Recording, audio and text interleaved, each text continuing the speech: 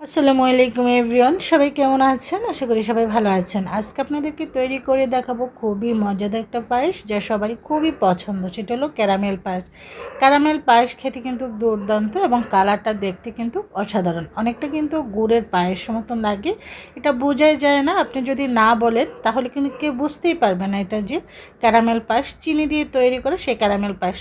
চলে যাচ্ছি রেসিপির মূল পর্বে। এখানে আমি একটা ফ্রাইং প্যান নিয়েছি, দিয়ে দিচ্ছি এখানে চিনি। আমি এখানে টোটাল 1 কাপ চিনি দিয়ে ক্যারামেলটা করে নিচ্ছি, কারণ এখানে মিষ্টিটা একবারে ব্যবহার করা হচ্ছে। যদি প্রয়োজন হয় পরে আমি মিষ্টিটা আবার অ্যাড করব, যদি কম মনে হয়। একটু পানি দিয়ে আমি এখন ক্যারামেলটা করে নিচ্ছি।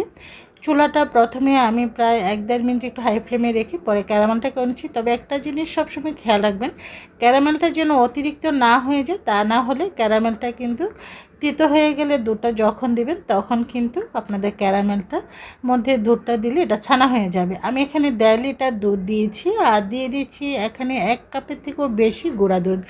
যে কোনো ধরনের পায়েস রান্না করলে গুঁড়া দুধটা না দিলে কিন্তু টেস্টটা আসে না। এখানে আমি দিয়ে দিচ্ছি আগে থেকে ধুয়ে রাখা 1/2 কাপ চাল। ভালো করে ধুয়ে আমি প্রায় আধা ঘন্টা 1 ঘন্টার মতো ভিজিয়ে রেখেছি, হাতে সময় ছিল। তারপরে তেজপাতা, এলাচ, তারপর দিয়ে দিয়েছি চালগুলো। দিয়ে এখন নাড়াচাড়া করছি। নাড়াচাড়া না করলে দেখা গিয়েছে এটা একদম দলা পাকিয়ে লেগে যাবে। অবশ্যই নাড়ার উপর রাখতে হবে। আস্তে আস্তে করে এটা কিন্তু আমি নেড়ে দিচ্ছি, এবং যেন কোনোভাবে লেগে যেন না যায়।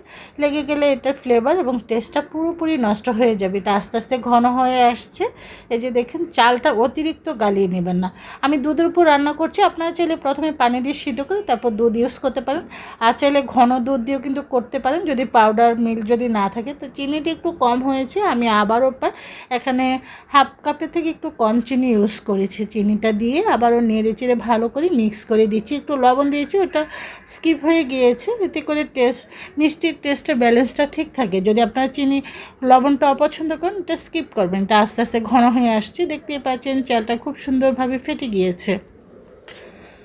চালটাকে আমি একদম গালিয়ে নিব না, কারণ একটু যদি যে কোনো ধরনের পায়েস রান্না করলে আমার কাছে চালটা যখন একটু আস্তে আস্তে থাকে দেখতে ভালো লাগে। পায়েসটা আমার হয়ে গিয়েছে, চলে যাচ্ছে সার্ভ করার জন্য। আমার কিন্তু খুবই মজাদার এই ক্যারামেল পায়েসটা হয়ে গিয়েছে। আলহামদুলিল্লাহ, এটা ফ্লেভারটা এত সুন্দর বের হচ্ছে।